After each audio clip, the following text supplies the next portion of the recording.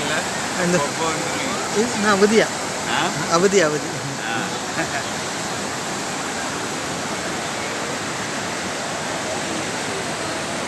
நேற்று மழை பெஞ்சதுனால கொஞ்சம் தண்ணி அதிகம் இல்லை, இல்லைன்னா நல்லா இருக்கும். அப்படியே படுத்துட்டே குளிக்கிற மாதிரி இருக்கும்ல.